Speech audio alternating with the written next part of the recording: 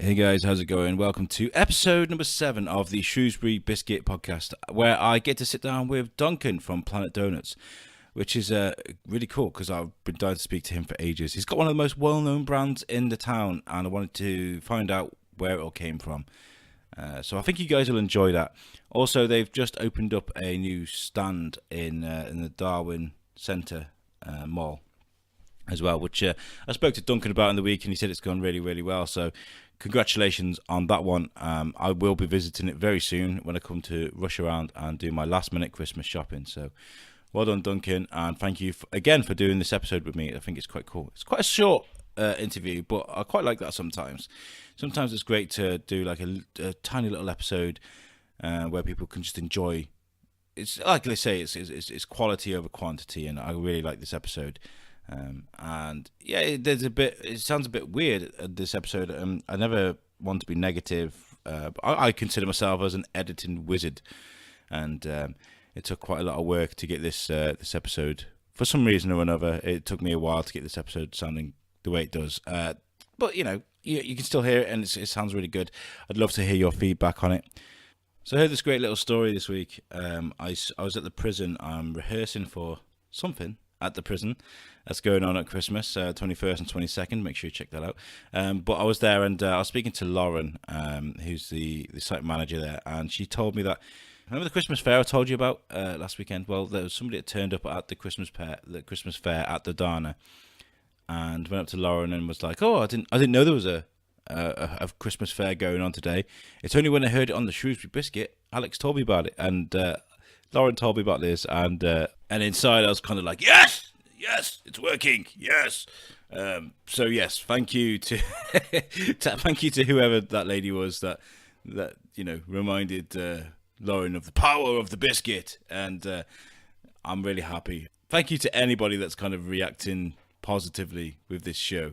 I really do appreciate every single one of you, and I hope you enjoy this episode too, because sometimes I do set myself up a bit of a challenge. I will give myself a really tight deadline, like I did this week with the Shrewsbury Arc, who you will be listening to next week.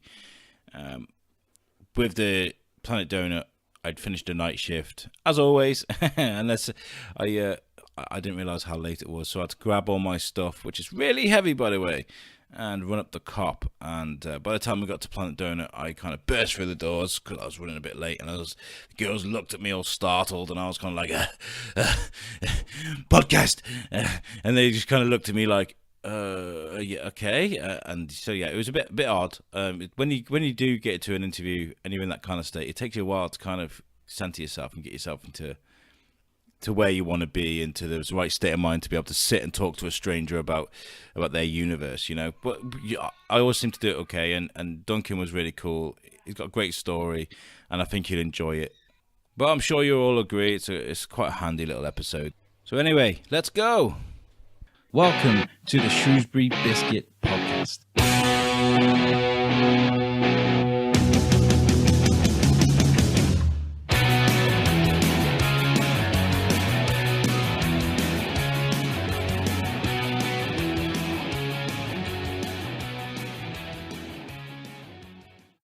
Hey guys, how's it going? Welcome to the Shrewsbury Biscuit. Again, Al here in your ears, and with me is Duncan from Planet Doughnut. I've been dying to get here and talk to you about this place because everybody loves Planet Doughnut, right? Yeah, hopefully. Yeah. So, just to tell people a bit about yourself. Who are you? And I'm Duncan McGregor. I'm not going to say my age. I found out you can actually change your age by deed poll anyway, so I'm looking into that. I did hear about that. That was a very odd thing to see in the news. Quite fancy doing that. It's 2018, right? Yeah. I moved to Shrewsbury about 13, 14 years ago. All right, okay. Never moved since. And I started Planet Doughnut roughly about this time last year. Okay, so where are you from originally? Where'd you hail from? Technically nowhere. Forces child, so my dad was in the RAF. So oh, okay. we've moved literally everywhere, not all over the world. Meant to Cyprus, which is, when you're a kid, is all over the world. Cyprus and then pretty much all over England, Scotland, Wales. Okay, so from base to base. Yeah, ended up in a little fishing village called Anstruther, which is in Fife near St Andrews, where the princes got their education. Oh, cool. So we were there, and then I moved to Dundee when I was 16, and then somehow ended up here. Yeah, wow. So what's it like kind of growing up, moving here, there and everywhere to finally kind of finding somewhere to settle and like Shrewsbury? Like what's that like? Is it good for you? Do you prefer it now? Or do you prefer moving around? No, I much prefer being settled. Moving around as a kid, I mean, back in the day there was no email, so no internet. Yeah. So, the only way you could keep in contact with people was pen pals. Yeah. And I don't keep in contact very well, so you lose a lot of friends. I struggle texting my friends. Like, that's how bad it is. Yeah, so it's not. It wasn't really for me. It's nice, when you're growing up as a teenager in places like Cyprus. Yeah, love it. Down the beach every day after when you finish school. You finished school at 1:00 because it was too hot. So that was nice. But the rest of it, could have done without it. Yeah. So what was where were you in life when you moved to Shrewsbury? Then were you young or? So I met. So I was working abroad at the time. Yeah. Working in Malia in Crete, and I met my to-be wife there when I was working abroad. She was from Shrewsbury, and then that must have been about 2006, I would say. Okay. That we met. We did a couple of years there, and then we moved back to Shrewsbury and been here ever since. That's really, really cool. So, Planet Doughnut. Okay, everybody talks to me about Planet Doughnut. Okay, this is what you've got now, and this is it hard? Is this hard, or is it? It's hard. Yeah. I've never been in this deep before, if you see what I mean. So I've always dabbled in bits and bobs. From an early age, I was selling golf balls at the age of 7 or 8. So you've always had it in your mind to kind of want to sell and make. Yeah, I think I'm an all right salesman. I'm an all right entrepreneur. I like doing things for myself. Yeah. So I've always had little bits on where I've worked sort of from home while I've had my full-time job and done things like that. But this is the first time I've ever went, no, I'm quitting my job. I'm giving it a go. All in, all or nothing, basically. So yeah, it's hard work. That must be really hard. Really like difficult to take that plunge. Just kind of like, this is our life now. Yeah. I mean, it was. I ummed and ahed it for a while. It was literally to the point where we can continue doing it as a sideline. Again, and work your full-time job, and then you just work yourself into the ground. And we did it before. We worked ourselves into the ground. We'd work full-time, come home and we're making stuff, and then we're going out to little farmers markets and trying to sell it, and coming home with, at the end of the day, maybe 20 or 30 pounds profit after, another 12 hours working into the night. Thinking it's not worth it. So yeah, it was a very difficult decision. We'd literally moved house. We'd just about to have a baby at that time when we did it. Oh God! In fact, we had little Kai, also affectionately known as the boss. So we had him, and it was like, Sam was on maternity, I was on paternity. It just seemed it was a now or never, really. That's great. I mean, all the hours that you put into this place, and you're saying at the beginning you were making a lot off, from the beginning. Like, but is it nice seeing like your logo in places? Like, people did you hear people talking about the place? That kind of feedback. Does it make it worth it in the end? Oh yeah, definitely. So it's definitely been a struggle, but you're starting to hear things. It's nice that people do talk about us now. I'm really, really chuffed. I saw a friend of mine the other day as I was walking up the street, and their daughter literally said, my favourite Planet Doughnut is the Oreo one. I was like, this is a thing now. People are saying this is my favourite Planet Doughnut. They're not saying my favourite Krispy Kreme is this. It's Planet Doughnut. And that's pretty cool. That's pretty cool because you created your own brand. And I've had your donuts before. We made a thing actually in the summer of coming here. getting one of the 3 boxes, and my little boy would have whatever he would have of one, because he could never quite finish one. Me and my wife would have one. We'd sit underneath a tree in the park while he ran around.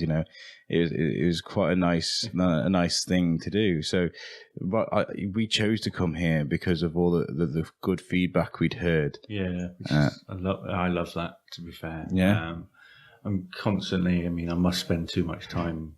I'm very self-critical of everything I do, and constantly looking on reviews or just listening to word of mouth. If a coffee's been left on the table, I'm like, what was wrong with the coffee? I'll get a store and I'll taste it just to make sure everything's okay. Because I love hearing good things about it, and I want that to continue, really. And that speaks volumes in kind of the kind of person you are in creating a business.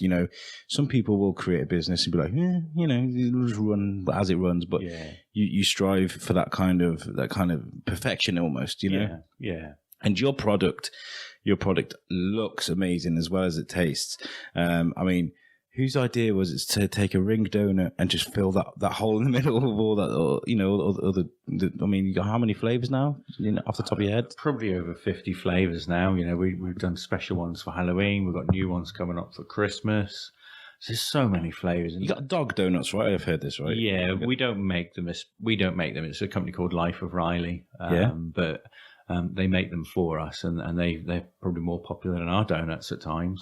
I can imagine people spend more on their dogs or pets than they do themselves. So.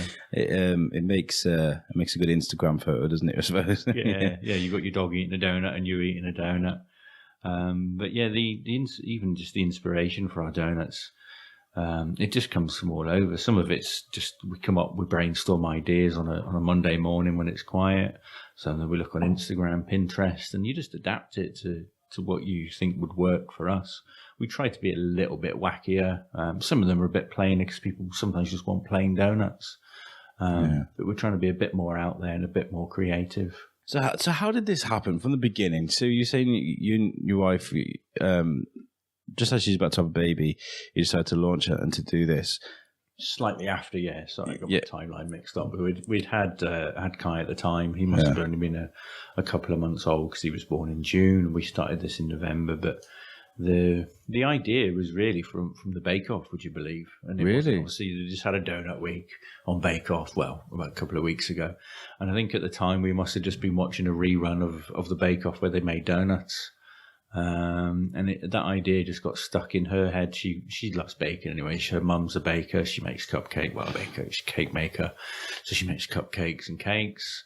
And then she's I'll try my hand at donuts. And basically it just sort of stemmed from there, really. Donuts, although they seem easy to make, are an absolute nightmare to make if you don't know what you're doing. So they make it look easy on the Bake Off. I'm pretty sure Paul Hollywood has given them the recipe and given them a lot of training to make them in an hour or two. It must have took us at least 2 months to be able to make an edible donut. Oh my god! Just like, I mean, I'm a bad. It's crazy because my dad's a baker. He's baked most of his life. So I struggle baking bread, making cakes, things like that. I'm really bad. So to make something like a donut, which is one of the nicest things in the whole world, I can imagine it taking quite a while.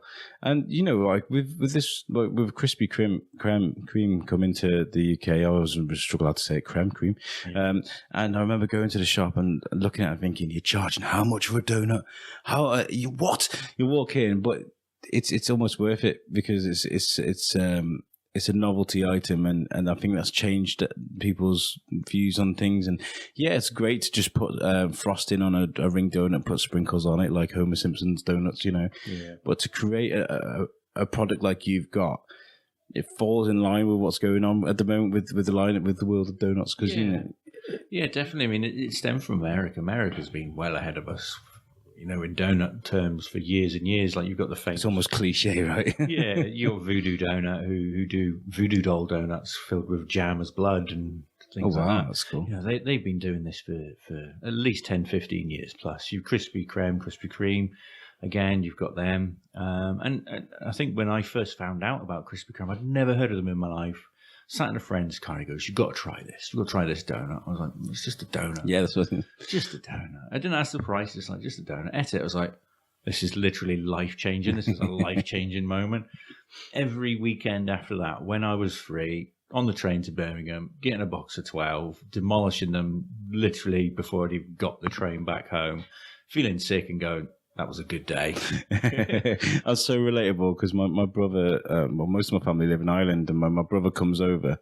They don't have it where he is in Ireland, Krispy Kreme. So he's always like, let's go to Tesco and get some Krispy Kreme. Like, so he'd go to Tesco and buy a box 12, come back. And he'd spend a ruck on all these donuts, but he'd be so happy, bless him.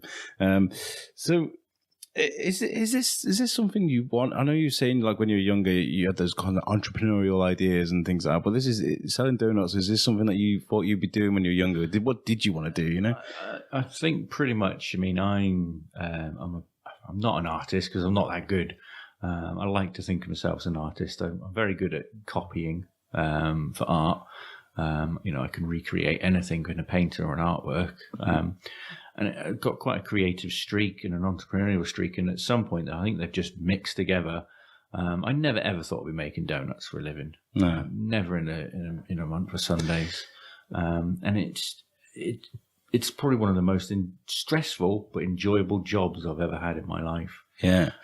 But like I said about you, Scott, what you're doing is speaking volumes. Is Shrewsbury's great in the fact that it's got a great cafe culture. There's so many cafes and so many like places that will sell you treats or sell you this, that, and food places. And you guys seem to be doing well. I mean, from what I hear, like I hear Planet Doughnut talked about all the time. So you're doing something right. You're selling a product that people want. Yeah, I'm really glad because honestly, even up until the day we launched, I was just like, I hope people are going to come in. I hope they're going to buy a donut. I just was so unsure. What was it like on launch? Was it busy from the get go? Yeah, the launch day we had queues out the door. It was amazing. So busy on both of them days, and we have our quiet spells and we have our busy Saturdays, and it's great. And yeah, I really don't know what we're doing. We're obviously doing it right. People love a treat, I think, and we're doing something different from everybody else. It's where you are as well, I guess, because like people walking towards the park and be like, oh, there's a planet down there, Yeah. I think I picked a good summer spot. It's certainly showing now people aren't going to the quarry as much, that it's not such a good winter spot. But yeah, I'm guilty of that myself. I mean, I live in Bellevue. I could easily walk to the quarry as much as I like, but the weather kind of just I'll go to a play bar instead. Take my little boy there instead of go walking through the park.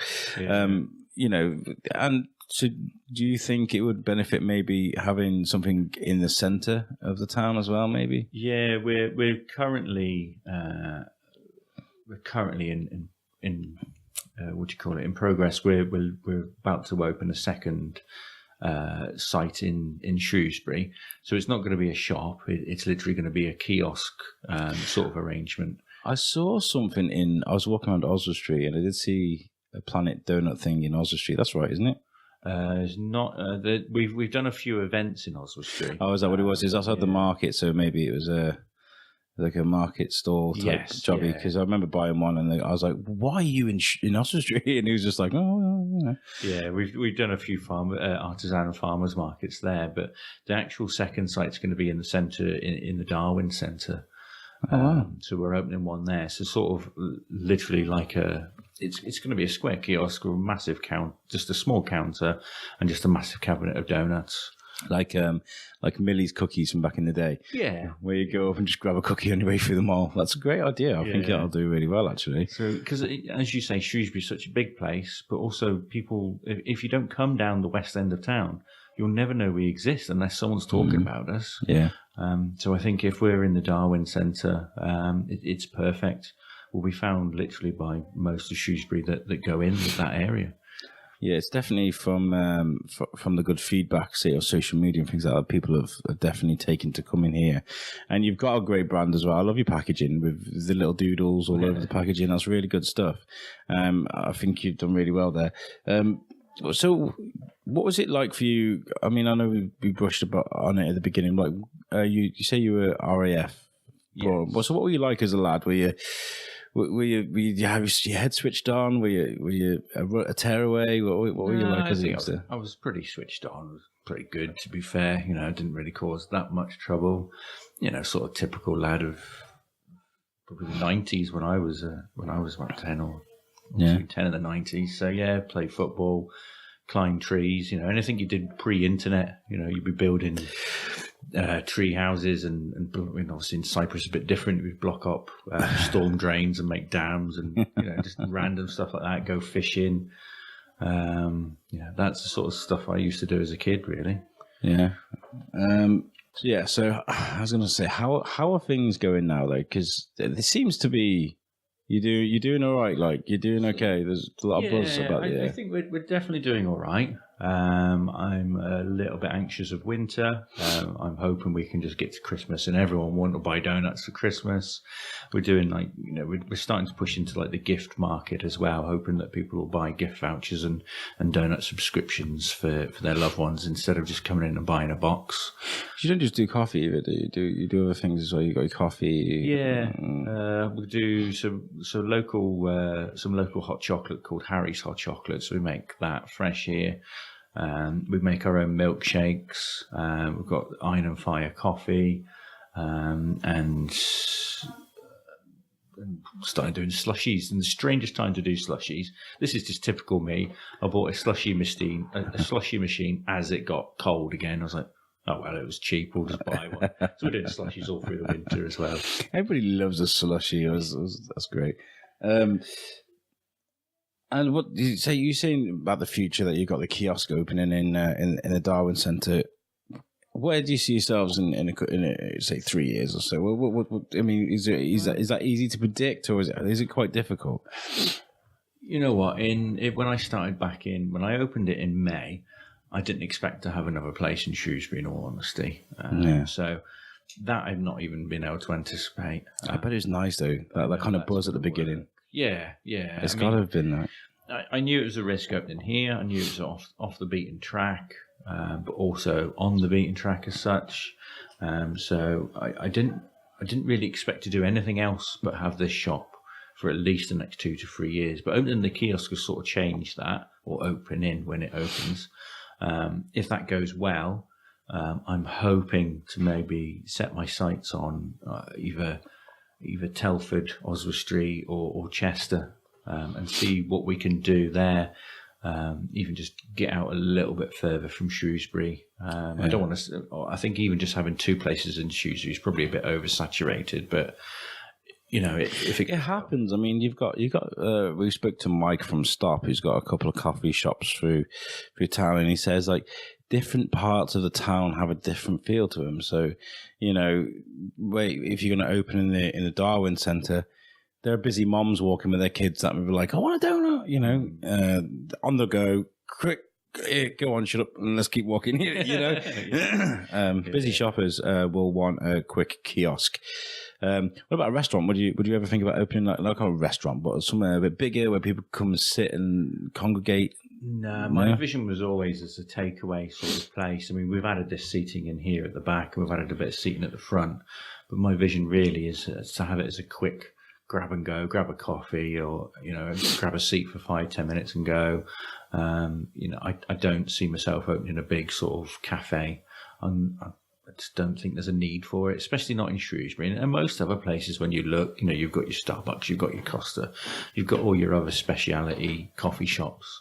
There's a growing trend of people kind of supporting their local coffee shops and things like that, rather than your Costas and your Starbucks. I mean, I remember I went to a meeting actually.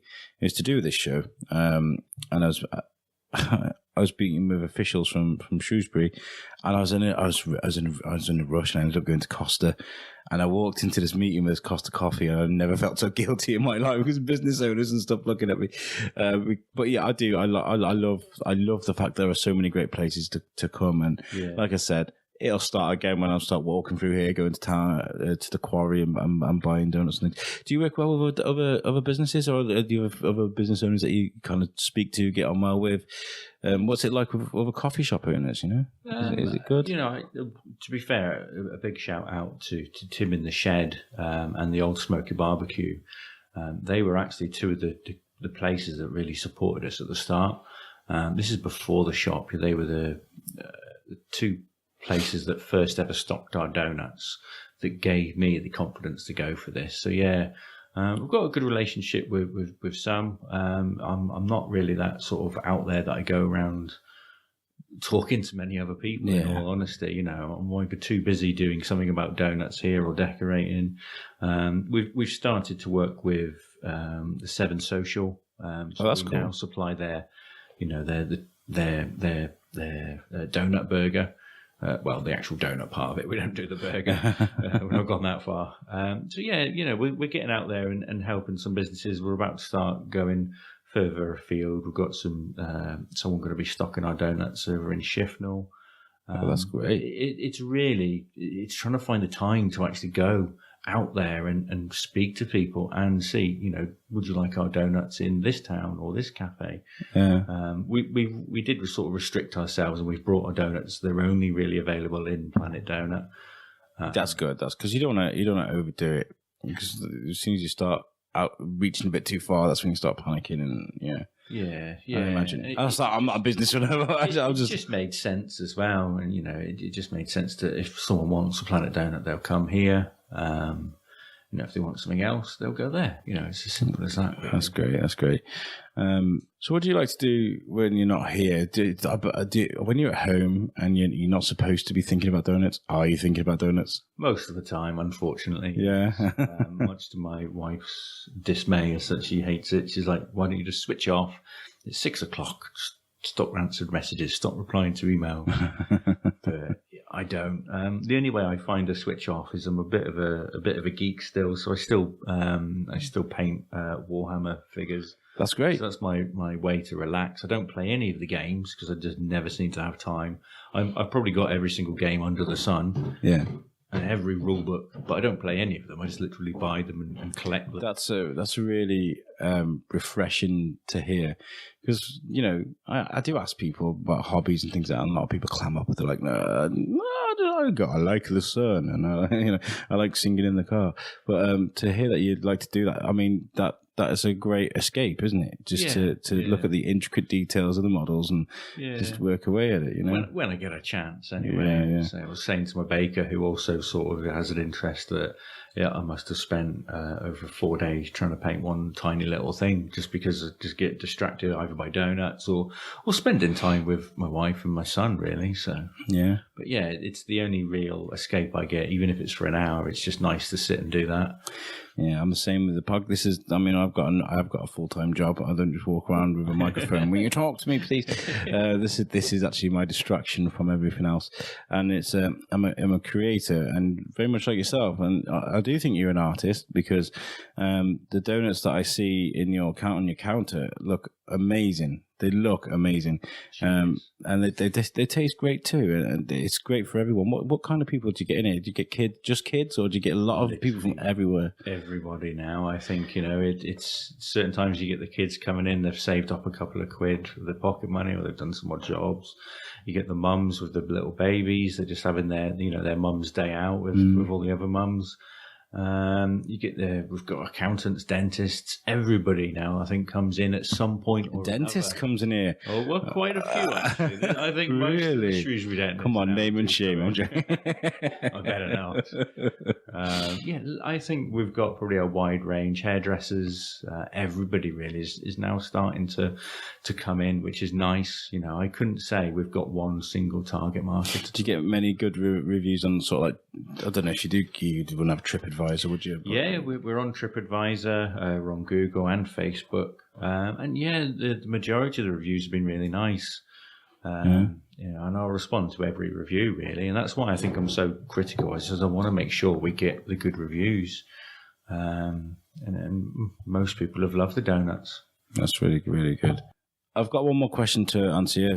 This is what I ask everybody at the end, and everybody kind of goes, oh, what does Shrewsbury mean to you? But this is the Shrewsbury Biscuit podcast. So, yeah, what does Shrewsbury mean to you?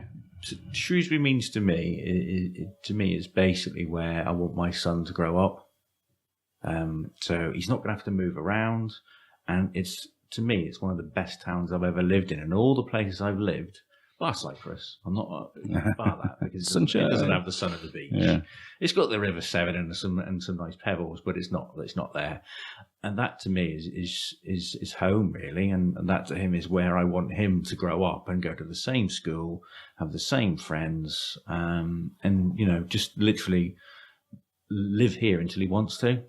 It's crazy the amount of people I hear say that. They say, "Oh, because I'm not from Shrewsbury. I've moved around here, there, and everywhere. I've only been here since last August, but it hit me when I came here. Kind of this feeling that I've never really loved the place because I've moved around quite a bit. But I came to Shrewsbury and I was like, this place is amazing, and I wanted to know why. And this is why I started doing this show, because I was like, Jesus Christ, this place has got a magic spell. What is it? What is it? And you saying that is quite. A lot of people say it's home or it's safe or there's schools and things. And that's really nice to hear. So this is the part of the show where you get to give your store a bit of a plug to all the people that are going to hear this. So yeah, go ahead. Yeah, I mean, if you've not popped in, certainly come and have a look. We hand make every single one of our donuts from scratch to decorating. We do all different kinds. We can decorate on demand as well. Really? And if you're not in we also do vegan donuts now, so we've started that. That's cool. Can't do gluten-free donuts. We have tried our hardest, but we just can't do them. So we've got vegan donuts, and we've got our classic original donuts as well.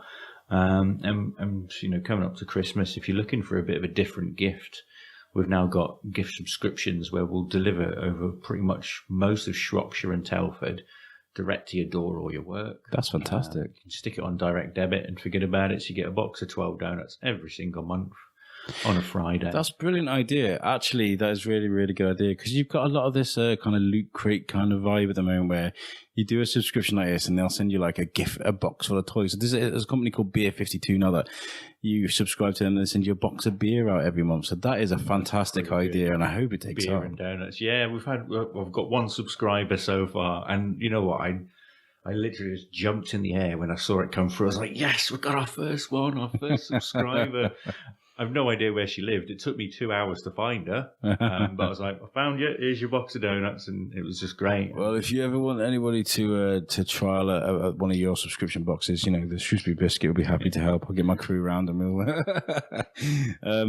Where can we find you? Social media, things like that. So we're on Facebook, Instagram. Just Google Planet Donuts. Donut is the English spelling, or the British spelling, should I say? DOUGHNUT.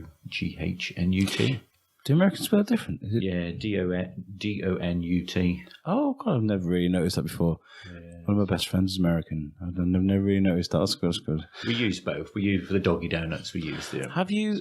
Actually, it's a good question. Have you had like an American come in here and be like, "Oh my God, your donuts are amazing"? Yeah. It's funny when I see Americans or Canadians. I think they're going to be my strongest critics because they know donuts. Yeah. And so far, so good. They've loved them, and I've actually looked and they've put their reviews on, saying the best donuts outside Canada, and they've put that on TripAdvisor. So. Oh, that's fantastic. That's really good. So, guys, if you, do you know what? These guys come highly recommended from me. I don't do these podcasts as a way of competition for the other coffee shops and whatever you around Shrewsbury. I do it to find out a little bit more about what goes on. But like I said in the show, I've had quite a bit of Planet Doughnut in the summer with my little boy and my wife, and they do come highly recommended. They do they take care of their product, and they'll take care of you, make you feel happy. So make sure you check them out. What street is this again? Claremont Hill. This is Claremont Hill on the way into the quarry. So if you're heading to the quarry, make sure you pop in and say hello. Thank you, Duncan, for sitting with me. It's been really nice of you. I know we've been a bit like to and fro with dates and times. That's his life. This is life. Yeah, definitely. And today I've finished a night shift, overslept, grabbed all my stuff, and ran up the cop, and I came in here, and your young girl on the counter was like, "Hello," and I was like, "Podcast." She's like, it was great. Well, thank you very much for joining me. Yeah, thank you, guys. Make sure you give us a like, share, and a subscribe. If you enjoy what's going on the show, make sure you let me know. If you hate what's going on the show, let me know, because either way, I like hearing from you. This has been awesome, and I hope you join us next week. Thank you very much.